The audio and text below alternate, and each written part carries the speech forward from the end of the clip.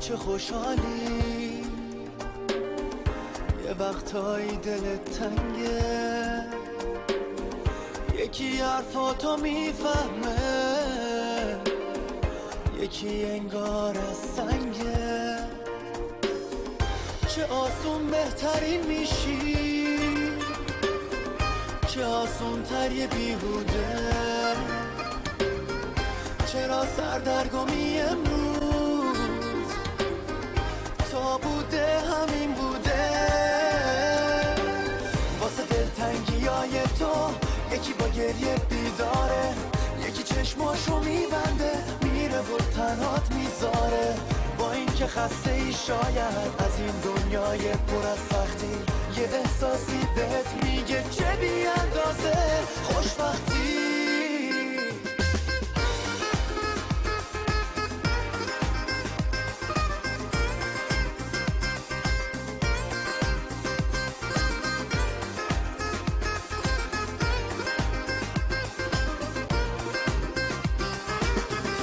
دلتنگیای تو یکی با گریه بیداره، یکی چشماشو میبنده میره و تنهات میذاره.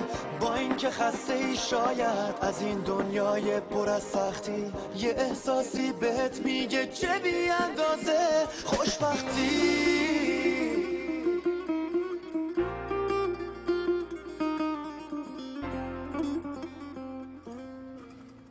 شما دارید در مورد من اشتباه فکر میکنید. میدونم. آسانسور چرا نمیاد پس؟ ما اینجا یه آقا فیروز داریم که بعضی وقتا این آسانسور دستکاری میکنه که عمدن تو این طبقه وای است. بریم با آسانسور پایین بریم. ولی شما دارید در رابطه با من اشتباه فکر. من اصلا اهل اینجور کارا که شما میگید نیستم. باور بفرمایید. آره خوب نگاه می‌کنم اصلا این کارا بهت نمیاد. قربون دهنت منم دارم همینو میگم. حتما تشابه اسمی بوده. این چیزها تو کار شما زیاد اتفاق میفته. آره خب خیلی. حتما تو مورد تو هم اشتباهی به وجود اومده. شک نکنید حتما همینطور بوده. اصلا میخوای آزادت کنی؟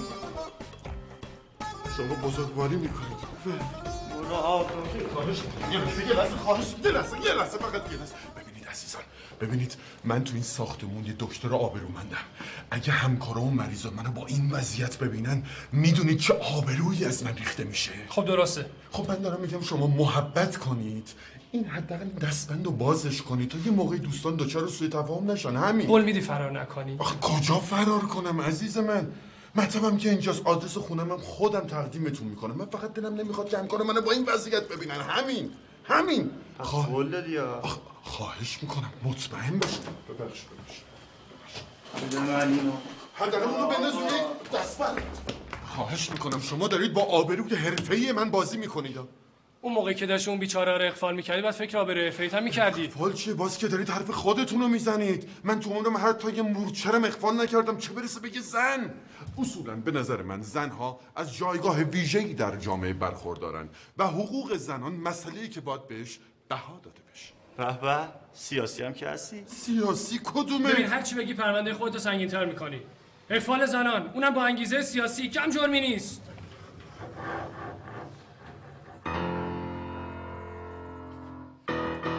برید آقا. بندازش تا میدون جرم سنگین‌تر از این اصلا جرم من به اندازه کافی سنگین هست. بفرمایید. یه اقبال سیاسی ساده رو تبدیل نکن به یک اقبال سیاسی بفرمایید. مسلحانه. خداحافظ.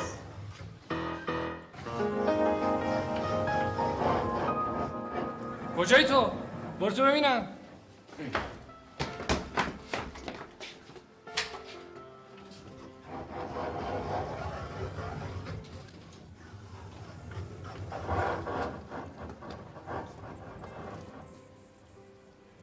باز خوبه حداقل این ساعت روز ساختمون خلوت همیشه.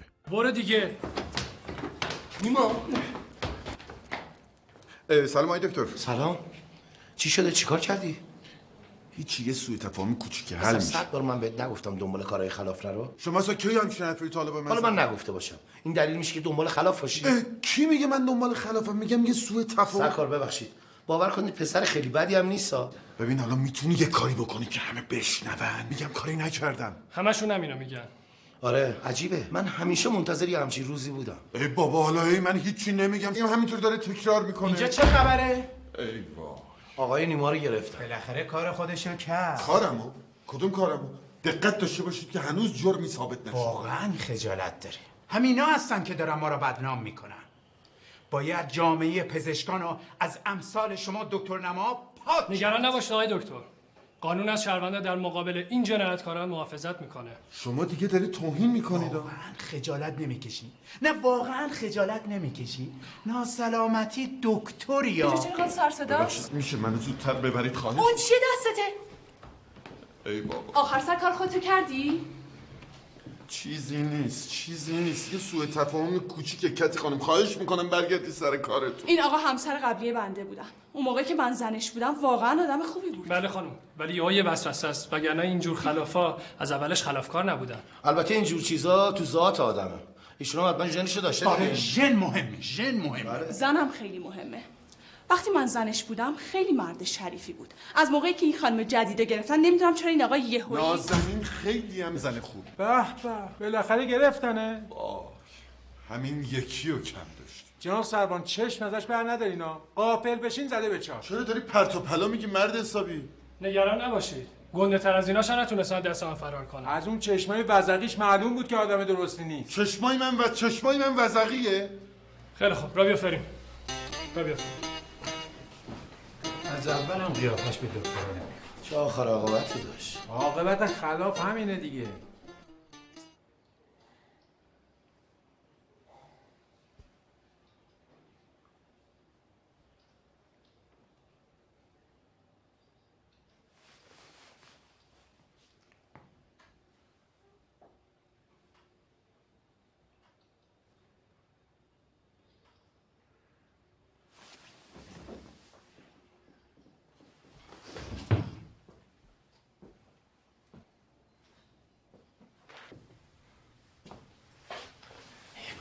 اصلا به قیافش نمیاد نیما این کارا اخفال.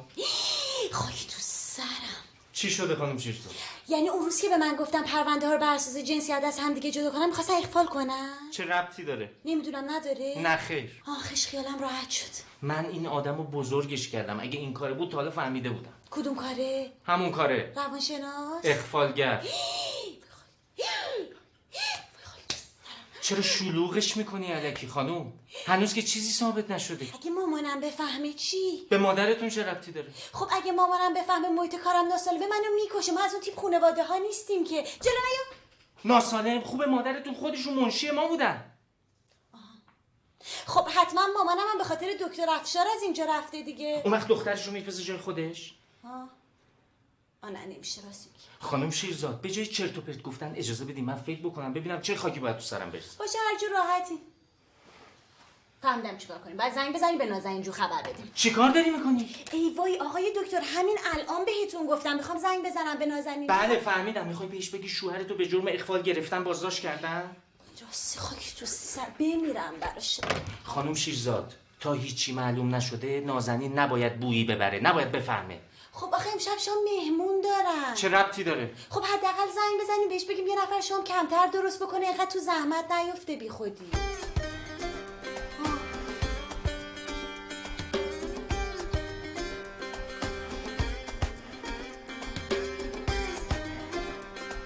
زورگیری نکنم چیکار کنم؟ روزی 100 دفعه تو این تلویزیون میگم واسه جوونا باید سرگرمی ردیف کرد. جوونی هم که سرگرمی نشه میره زورگیری میکنه دیگه. ای بابا میدونی چیه؟ اول از همه باید این فرهنگو جا انداخت که جوونی جرم نیست. ما جرممون جوونیه. مگه نه داداش؟ بله من قبل از هر چیزی باید خدمت شما عرض کنم که ناهنجاری‌های اجتماعی هر چی که میخواد باشه نباید مستمسکی باشه بر عدم پایبندی شما بر اصول اخلاقی و اجتماعی نسبت به جامعه. چی گفت؟ خوش داد؟ مستمسک جد آواز متی که نه خواهش میکنم آقا. نه منظور من از مستمسک من بهانه و دستاویز بود همین. دیوونه است. آره بگم به هر حال اینجوری فقط صورت مسئله رو پاک میکنه. ما جوونا اگه به خلاف کشیده میشیم این جامعه است که ما رو کشونده. ما قربونی این جامعه ایم. بله خوشم اومد قشنگ گفتی. جامعه مقصره. اون وقت میان به ما تهمت اعتیاد میزنن. واقعا که زشته. درسته داداش؟ البته جدا از این مسئله باید خدمت شما عرض کنم که اصولا دستگیری کل جامعه کار شدنی نیست منظورم اینه که در همین جامعه هم هستن کسانی که با پایبندی بر اصول اخلاقی و اجتماعی و نرفتن به سمت خلاف حتی باعث پیشرفت جامعه هم شدن. تو اگه مجرمی چرا این شاکی ها حرف میزنی؟ راست میگه، یه جوری حرف میزنه و اگه دستبند دستش نبود آدم خیال میکرد رئیس پلیسه. مثلا چیه؟ موبایل تو چجوری آوردی تو؟ چون من دکترم کاری به کارم نداشتم گفتم میتونید. الو خانم هرمزی سلام. بله پخش زنده. خانم هرمزی الان من نمیتونم، من نمیشه بنازیم برای بعد. خانم هرمزی من الان وسط یه سمینار خیلی خیلی مهمی هستم. پشت خطن. بسیار خوب وصلش کنید. بله ببخشید. بله من قبل از هر چیزی باید خدمت شما و شنوندگان محترمتون سلام و روز بخیر بگم. در مورد سوال این شنونده عزیز که زنگ زدن باید خدمتشون عرض کنم که همسرشون وقتی این مشکل رو دارن که میرن داخل کمد و در رو به روی خودشون میبندن، این یعنی یک مشکل حادیه، مخصوصا موقعی که وقتی در کمد رو باز میکنن و مواجه میشن با جیغ همسرشون مشکل رو حادتر میکنن. به نظرم ایشون باید به یک متخصص من زنم یه خبر ازم. بله خدمتتون عرض میکردم که ایشون باید به یک مشاور متخصص مراجعه کنن و از پشت تلفن مشاوره دادن برای که ایشون به نظرم کار درستی نیست. البته قبل از هر چیز بنده افسردگی 2 قطبی رو اولین احتمالی هست که برای ایشون در نظر میگیرم و ایشون باید مگه دم در ننوشتن گوشی نیاره تو. سرکار من وسط پخش زندم رادیو، سرکار من کارم دست میدم تو رادیو. ببینم مگه تو رادیویی؟ بله من دکتر نیما افشار هستم، مشاور و کارشناس رادیو.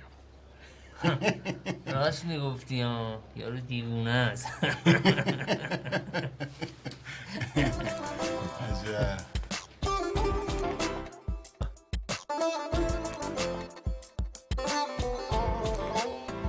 نه آقای مقصودی، همین نیما افشاره، نه پسوند داره نه پیشوند. نه ببینید خدای نکرده من قصد سوء استفاده یا پارتی بازی ندارم، فقط میخوام بدونم کجا بردنش. همکار خودمه، دکتر روانشناسه. نه ببینید 2 مأمور اومدن 2 ساعت پیش اینجا، دستبند زدن، گفتن شما بازداشتین به جرم اغفال چند تا خانم. نه از این اخلاقا نداره، آدم سالمیه. بله متوجهم. بله خیلی ممنون، سلام برسونید. خداحافظ. نشد.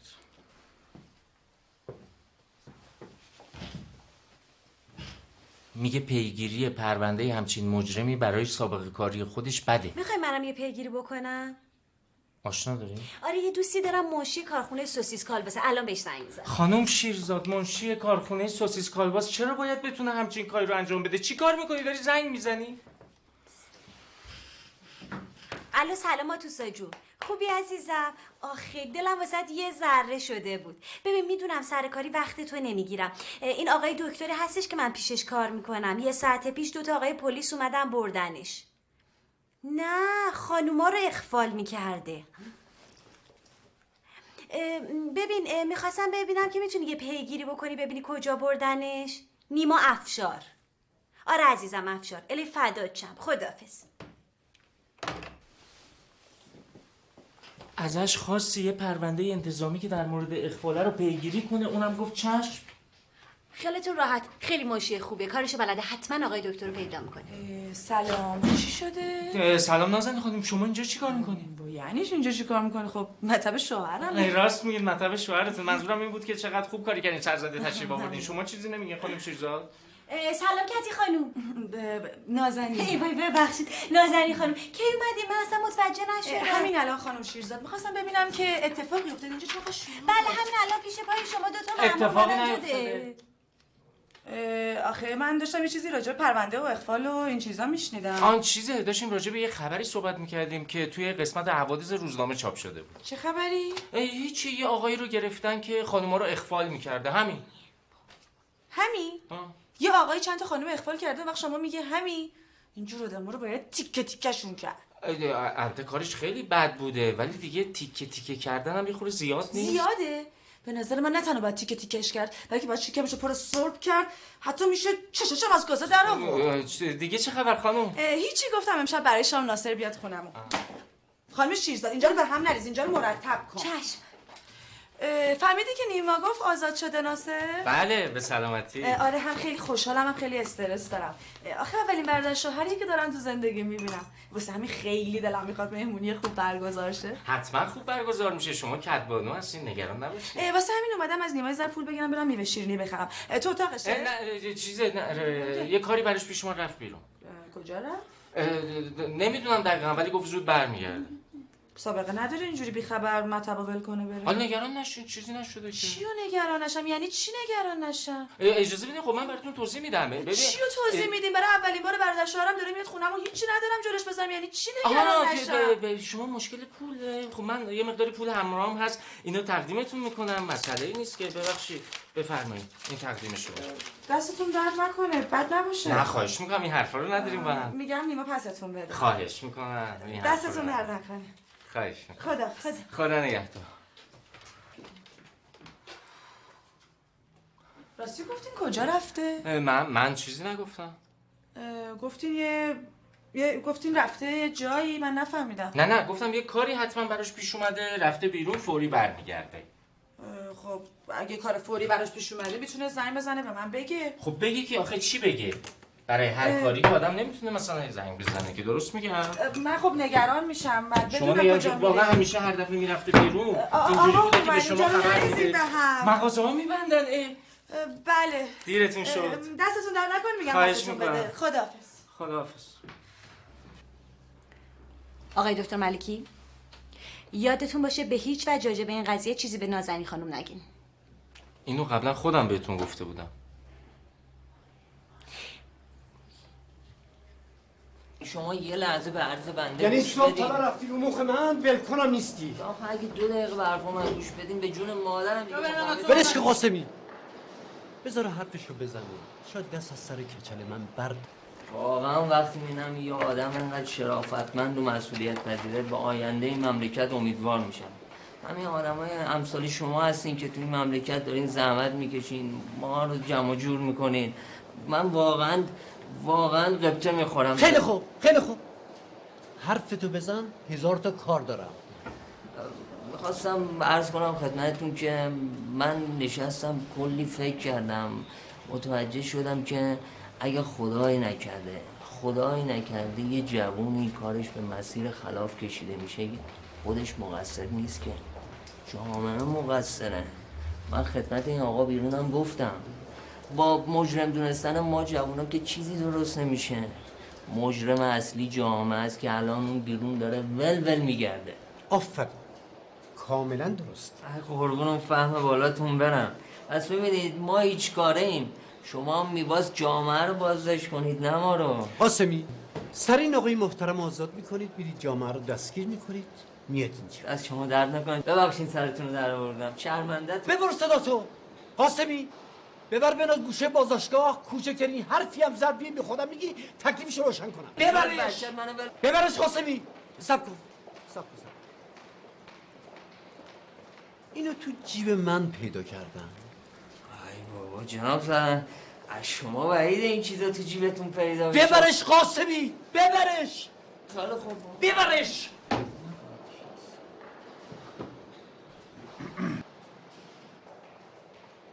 سلام، روزتون بخیر. خسته نباشید. واقعا کارتون خیلی سخته، روحیه خیلی قوی میخواد که با این مجرما و با این قاچاقچی ها بتونید. نیما افشار؟ بله دکتر افشار. البته کارت ویزیتم داخل کیفم تو جیب شلوارمه. اگه شما دستور بفرمایید اینا رو باز کنن من تقدیمتون میکنم. چند وقت این کارو میکنی؟ روانشناسی رو؟ خیر، اخفال زنای ساده رو میگم. باور بفرمایید سوء تفاهم پیش اومده. من حتی تو عمرم یه چراغ قرمزم رد نکردم، چه برسه اینکه بخوام خدای نکرده کسی رو اغفال کنم. البته شما همسر بنده رو نمیشناسید. اگه میشناختید، اگه من جرأتش هم داشتم نمیتونستم همچین کاری رو بکنم. نخندید آقا، ببخش مثلا قصد جسارت نداشتم. اسم نیما افشاره؟ و دکتر نیما افشار. تو رادیو به عنوان کارشناس صحبت میکنی درسته؟ بله شما هم گوش دادید برنامه من. بیکارم؟ اینجا توی شکایاتت نوشته. شکایت آخه شکایت از چی؟ شکایت نه، شکایات. باور بفرمایید برای من پاپوش درست کرده. از این همکارای من از وقتی که دارم میبینم من توی رادیو دارم کارشناسی میکنم داره چشمشون در میاد. هر کاری میکنن که تو مطب جای منو بگیرن. شاید هم کار سرویس های امنیتی کشورهای خارجی باشه. چرا پرت و پلا میگی مرد؟ اینجا چندی خانم ازت شکایت کردن که جنابالی به عنوان روانشناس و کارشناس رادیو اعتمادشون رو جلب کردی، بعد رفتی خواستگاری ازشون چی؟ پول گرفتی. من حالا یه چند سالی که رفتی گوشی زندان آب خنک خوردی یاد میگیری که دیگه از این کارا نکنی. باور بفرمایید اشتباهی رخ داده. حالا فعلا میری بازداشتگاه، بعد مشخص میشه که اشتباه شده یا نشده. شما اگر اجازه بفرمایید این دستبندهای بنده رو باز کنن، بنده برم منزل، فردا صبح اول وقت میام خدمتتون اصلا ببینیم ماجرا چه قراره. از کجا بدونم که صبح برمیگردم؟ من وقتی یه قولی بدم امکان نداره بزنم زیرش. قولتیه؟ قول شرف. مردونه؟ قول شرف و مردونه. بسیار خوب. پس اجازه بدید که بگم بچه ها شما رو برسونن منزل. نه من راضی به زحمتتون نیستم، خودم یه آژانس میگیرم. قاسمی بیا اینو از جلو چشم من ببر بیرون. خواهش میکنم خواهش میکنم یه لحظه اجازه بفرمایید. من اگه امشب نرم خونه زندگی زن و شویی به خطر میفته. امشب برادرم برای اولین بار میخواد پاشه بیا خونه ما و با زنم روبرو بشه. اگه من نباشم زیراب منو پیش زنم میزنه. من اون موقعم که میرفتم خواستگاری میرفت زیراب منو به همه جا میزنه. پس از قدیم هم خواستگاری زیاد میرفتی. خب بله البته اونها فرق میکرد. چه فرقی میکرد با این خواستگاری ها؟ خب من اون موقع نیتم خیر پس بوده. داری الان اعتراف میکنی که الان نیتت خیر نیست. من کی همچین حرفی زدم؟ من فقط دارم میگم قاسمی بیا اینو از اینجا ببر. بیا ببرش. ببرش قاسمی. آش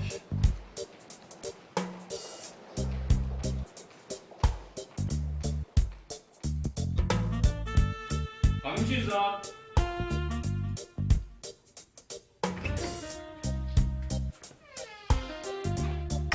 خانم شیرزاد. بله آقای دکتر. خانم چیکار داری میکنی؟ رفتم پرونده های مریضای آقای دکتر افشار رو بیارم، یکی یکی زنگ بزنم بهشون بگم دیگه نیا. برای چی آخه؟ برای اینکه آقای دکتر افشار حداقلش اینه که میرن حبس ابد. برای همین من گفتم زنگ بزنم این بیچاره دیگه خودشونو معطل نکنن، بگن یه دکتر دیگه پیدا کنن. خانم قبلا هم که گفتم هنوز چیزی معلوم نیست که. نکنین این کارو. باشه چشم. من دارم میرم بیرون، میخوام برم همه جا رو بگردم ببینم پیداش میکنم یا نه. حالا نمیخوای صبر کنین دوست من زنگ بزنه؟ همین منشی کارخونه سوسیس کالباس. خانم من به آدمای گنده‌ای زنگ زدم هیچ کس نتونست کاری بکنه. اون وقت اون منشی کارخونه میتونه کاری بکنه؟ خودشه. الو سلامات توسا جون. وای ببخشید تو رو خدا با زحمتای ما. آره عزیزم ببین شماره پرونده‌ش هم به من میگی؟ دستت درد نکنه. آها خیلی ممنون. الهی فدات شم. خداحافظ. این شماره پرونده، اینم آدرس کلانتری. بفرمایید. این چجوری تونسته این اطلاعاتو پیدا کنه؟ با تلفن. نه منظورم که به کجا زنگ زده که این اطلاعاتو بهش دادن؟ این دوست من آتوسای دختر خاله‌ای داره که مشی یه رستورانیه که از اون رستورانه غذا میبرن برای شرکت نرم افزار کامپیوتری که اون شرکت هم یه مشی داره که مشیش با دختری یه آدم گنده دوسته. آدم گنده؟ کیه اون آدم؟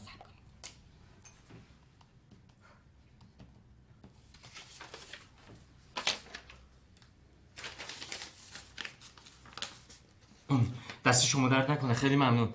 با من کاری نداری، من میرم این کلانتری. نه شما اگه کاری چیزی داشتی رو درواسی نکنین و حتما تماس بگیرین. چشم حتما. خداحافظ. خداحافظ.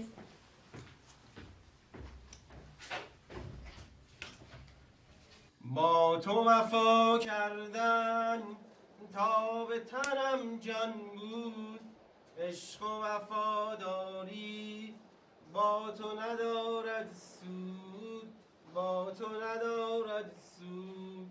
به به ناز نفسه جیگرمون رو حال آوردی. وظیفه‌مون رو انجام دادیم. قربون تو برم دمت گرم. خب داداش شما واسه اومدین تو کلا برداری. چه جرمینی؟ شما چی؟ مواد فروشی. سبک یا سنگین؟ یه کانتینر. دمت گرم. خوشم اومد. ببین آدم یا نباید کار انجام بده یا اگه میخواد انجام بده باید درست انجام بده. خوشم اومد. خب شما چی داری؟ قد سریالی. چند فقره؟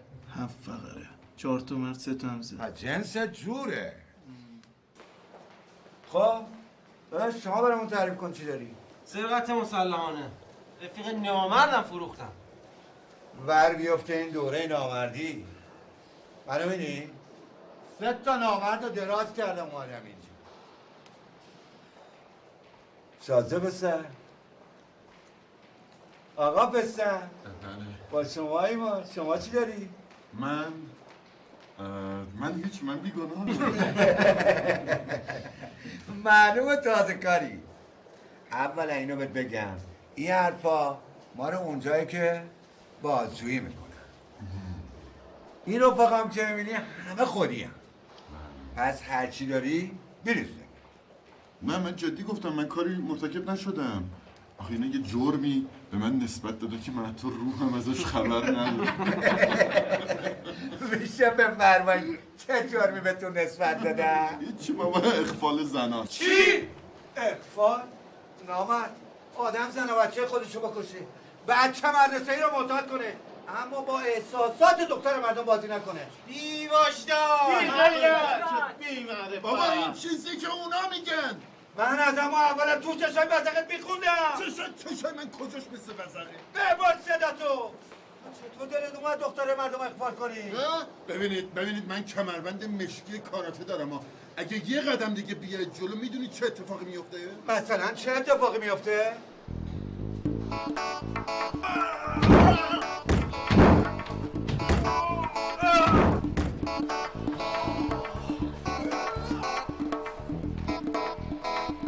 چه خبر اونجا؟ از اینا بپرس چه خبر؟ نیما افشار. بله. ملاقات داری.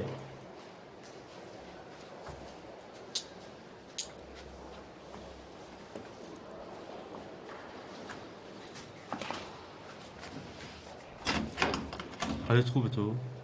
چیزی شده؟ یا اصلا حرفشون نزن. باشه هر جور راحتی. تو فقط منو از اینجا بیار بیرون، خواهش میکنم جون هر کسی رو دوست داری بیار منو از اینجا بیرون. یه چیزی میخوام ازت بپرسم، دوست دارم راستشو بهم بگی. بپرس. این چیزایی که رئیس کلانتری بهم میگفت راسته؟ منظور چی؟ منظورم خوب میدونی چیه، راسته یا نه نیما؟ تو یعنی واقعا فکر میکنی من زنا رو اخفال کردم؟ تو در مورد من همچین فکری میکنی؟ قبل از امروز که ماجرای خواستگاریاتو برام تعریف کردی همچین فکری نمیکردم. اون مال یه موقعی، اون مال زمان مجردین بوده هومن. باشه ولی من مجرد دیگه ای رو نمیشناسم که همزمان خواستگاری چند نفر رفته باشه. خیلی خوب، حالا من یه زمانی یه اشتباهی کردم، ببخشید، خوبه؟ باشه پذیرفتم. حالا میشه من از اینجا بیاری بیرون؟ دارم تمام سعیمو میکنم. جناب سرهنگ گفت امروز با شاکیا تماس گرفته که بیان اینجا. برای چی؟ برای تشخیص هویت. تشخیص هویت کی؟ تشخیص هویت تو دیگه. قراره تو رو ببینن که تو اخفالشون کردی یا نه. حالا نمیشه من از اینجا ببری بیرون، از روی عکسم میان تشخیص هویت کنن؟ دیگه رو تو زیاد نکن دیگه. همینجوریش هم کلی جون کردم تا جناب سرهنگو راضی کردم امروز باهاشون تماس بگیره، وگرنه میخواست 2-3 شب نگهت داره. 2-3 شب؟ بله.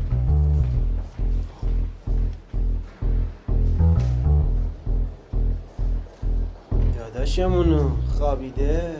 باشه مینه.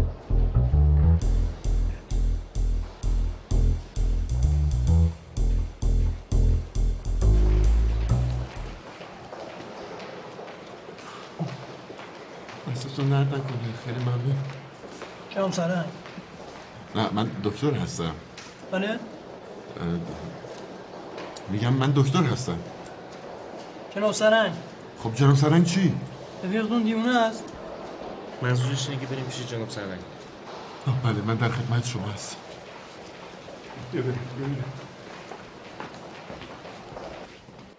یعنی اگر به خاطر آقای دکتر نبود حالا نگرت می‌داشتیم. واقعا که شانس آوردی. برو خدا رو شکر کن که چنین دوستایی داری. شما لطف دارید. البته اگه آقای دکترم تشریف نمی آوردن شما خودتون متوجه می شدید که بنده بیگناه. بفهمید. عوض تشکرشه. نگفتم به این آدم نباید فرصت داد. اجازه بدید برگرده اون تو که حداقل قدردانی رو یاد بگیره. هر جور صلاح میدونی. قاسمی نه من ببخشید معذرت. همین درستابی تشکر کن، مؤدبانه. شما بزرگواری کردید تومنجان. نه نشد، بیشترش کن. شما خیلی لطف کردید، خیلی بزرگواری کردید. من از شما خیلی متشکرم، هم از شما هم از شما. حالا بهتر شد. بله قربان شکات اومدن. یکی بفرست تو. بله قربان. الان مشخص بشه که چی کاره ای. سرکار خانم، درست به این آقا توجه کنید ببینید ایشون همون کسیه که ازشون شکایت کردید. نه خیر آقا، من که تو شکایتم هم نوشتم اسمشون آقای دکتر نیما افشار بود. شما مطمئنید؟ معلومه که مطمئنم، هر روز برنامه‌شون رو گوش میدم. شما هر روز برنامه‌های منو گوش میدین؟ برنامه شما رو نخیر، برنامه آقای دکتر افشار رو گوش میدم. خانم ایشون خود آقای دکتر نیما افشار هستن. یعنی من نمیدونم که اومده خواستگاری؟ دیگه فرق بین این چشم وزغی با دکتر افشار که تشخیص میدم. شما بفرمایید. چشای من وزغیه. بله. این دکتر افشار نیست، دکتر افشار شکل دیگه است. خانم من دکتر افشار هستم. بی خود صدا شبیه دکتر افشار نکن. اگه تو دکتر افشار بودی الان همین صندلی رو سرت خورد میکردم. نمیدونم، ممکنه خودش باشه. شما مطمئن هستین؟ اگه سیبیل داشته باشه، موهاشم فر نباشه، یه کمی هم چاق‌تر بشه، ممکنه شبیهش بشه. یه کمی هم قدش کوتاه‌تر باشه. قاسمی نفر بعد. خودشه. من؟ شما ساکت آقای افشار. مطمئنید شما؟ بله کاملا. خود نامردش بود که اومد خواستگاری من. فکر کردی میتونی از دستم فرار کنی؟ خانم شما دارید اشتباه میکنید. هیچم اشتباه نمیکنم. باید منو بگیری. شما این تو من چیکار؟ وا به تو چه؟ یه بارم که شوهرگیرم اومده تو نمیذاری. صبر کن قاسمی، صبر کن. ببینم مگه این خانم جزو شوکات نیست؟ نه خیر قربان، ایشون برای پرونده دیگه اومدن. بفرمایید خانم. نه نمیام. باید منو بگیره. بفهمید خانم بیرون؟ بفرمایید. باشه میرم. ولی فکر نکنی ولت میکنم و تازه پیدات کردم. قاسمی کسی مونده بگو بیاد. نه خیر نگاه نمی کنم. ببینم مگه شما از این آقای شکایت نکردید؟ چرا؟ خب اگر به ایشون نگاه نکنید که نمیتونید هویتشو تشخیص بدید. امکان نداره. من قسم خوردم تا آخر عمرم دیگه تو روی این آدم کثیف نگاه نکنم. قاسمی این خانم بره بیرون، نفر بعدی بگوید تو. شوکی بعدی نریم قربان، فعلا همینا رو پیدا کنیم. خیلی خوب برید بیرون، برید. خب پس من دیگه میتونم برم دیگه؟ نه متاسفانه. چرا؟ شما گفتید من شاکی دیگه ای ندارم. نگفتم شاکی نداری، گفتم همشون نیومدن. آقای افشار تا زمانی که همه شوکات نیان اینجا رضایت ندن نمیتونی بری، مهمون مایی. تو رو به جون هر کسی دوست دارید منو دوباره نفرستید تو اون بازداشتگاه. تو یه چیزی بگو. چی بگم بابا؟ این آقا رو دستی کن به جرم کلاهبرداری. دکتر افشار خودشه، همین الان تو راه رو دیدمش. من یه جیبون معمولی ام. مطمئنی خودش خانم؟ بله. خودتی؟ غلط کردم.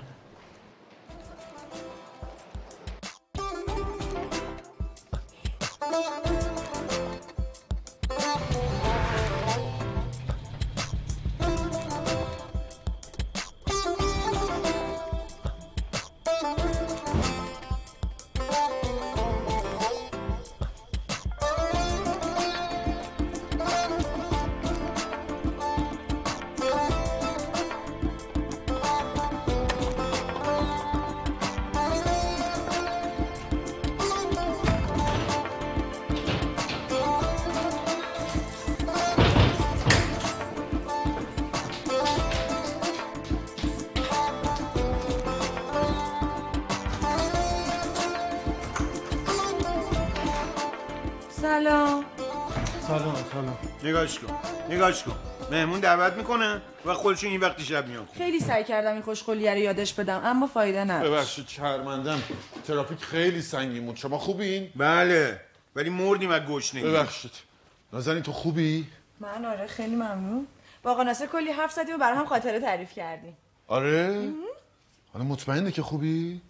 واره خوبم دیگه. گفتید خاطره تعریف میکردین؟ آره نازنین خانم واسم تعریف کرد که شب عروسیتون چجوری گیر کرده بودی تو دستشویی.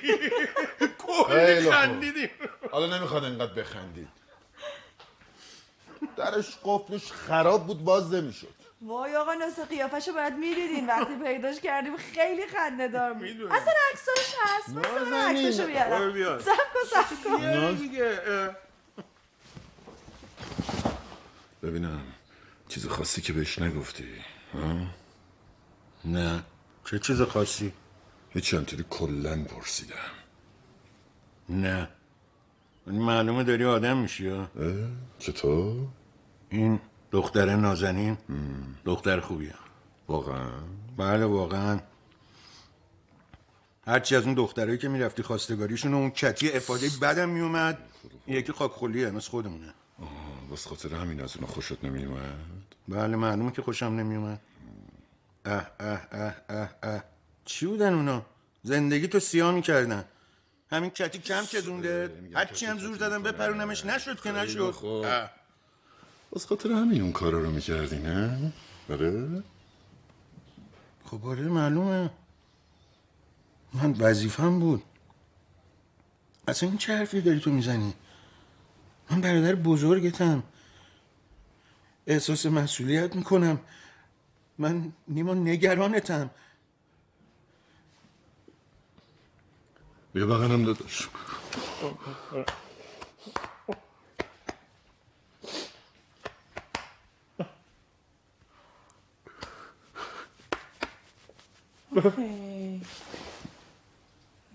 من نمیدونستم شما انقدر همدیگر دوست داری. کی گفته من اینو دوستش دارم؟ من عاشقشم. بیا نیما. دست شما در. نیما نگفته بودی انقدر آقا ناصر با نمکه؟ کلی حرفای خنده‌دار برای من تعریف کرد. چی گفته آقا ناصر با نمکه؟ آقا ناصر عسل. تازه هنوز اساسیاشو واسهتون تعریف نکردن. تعریف کن ناصر خان، امشبو میخوایم خوش بگذرونیم. آره آقا ناصر بگی نظر بخندی. باشه خیلی. داستان دختر خانم معینی رو میدونین که نیما بعد از شما رفت خواستگاریش؟ قبلش بود. نه عزیزم بعدش بود. قبلش بود عزیزم. بعد از من رفت خواستگاری؟ بله. نه قبلش بود. نه شما داری اشتباه میکنی اجازه عزیز بده من. بعدش بود. ببینید نازنین خانم من که نمیدونم ولی مامان اومده بود ملاقات سیر تا پیاز ماجرا رو واسم بعدش مامان نمیدونه قبلش مامان بود. نمیدونه. نازنین مامان قسم نمیخواد. من قسم میخورم من توضیح میدم. نازنین من توضیح میدم قبلش بود عزیزم. ناصر نمیخواد تعریف کنه. مامان شام نداریم. شام خب آدما به این سادگی عوض نمیشن. ناصرم هر چی است به هر حال آدمه. باز خوبه که ماجرا با چند شب خوابیدن توی مطب و روی کاناپه حل شد.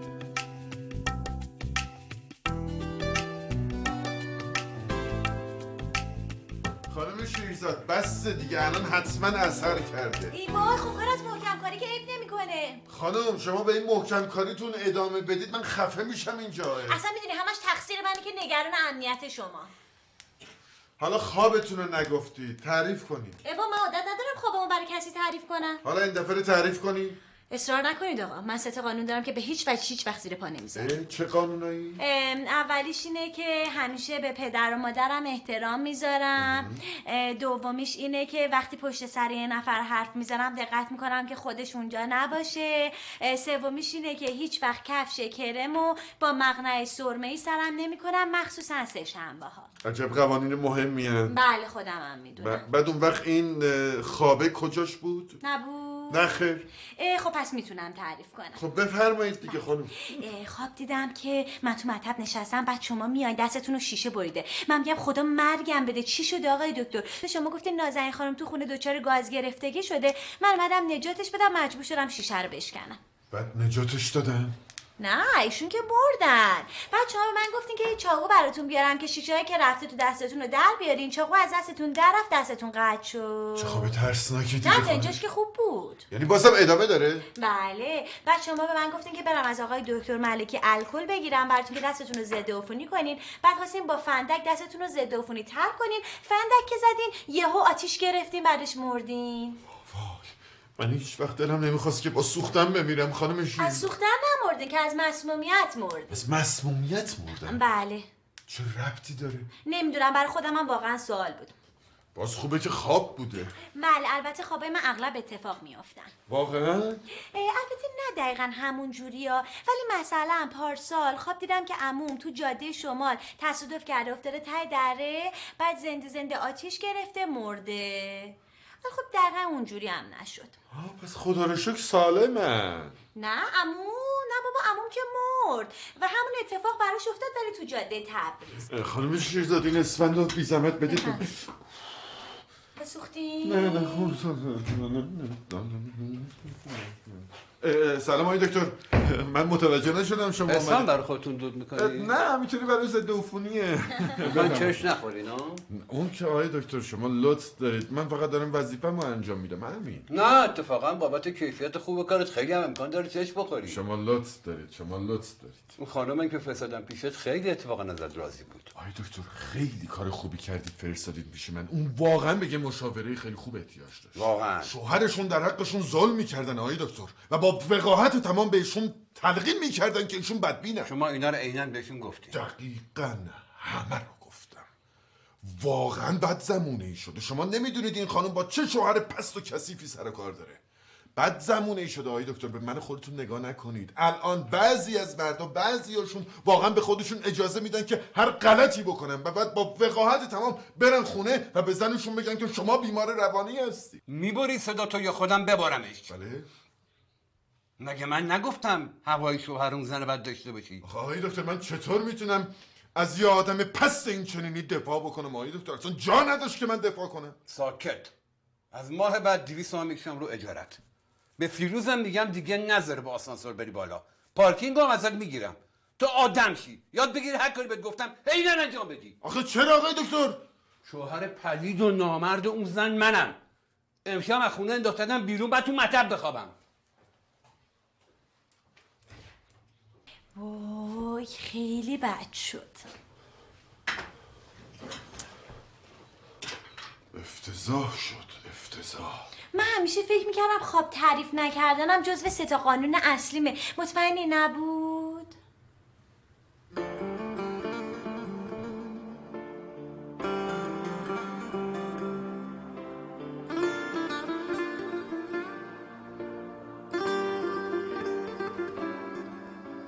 تو لحن خنده هات احساس غم نبود.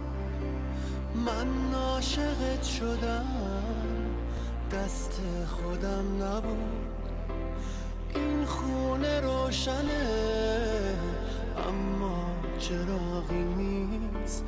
دنیام عوض شده این اتفاقی نیست.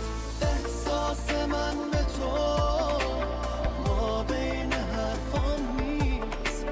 هرچی بهت میگم اونی که میخوام نیست.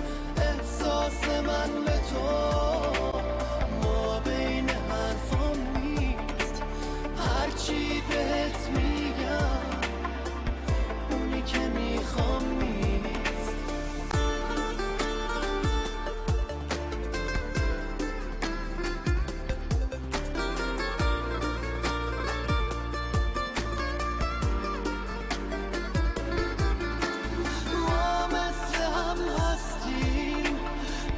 عاشق و دیوونم منم شبیه تو.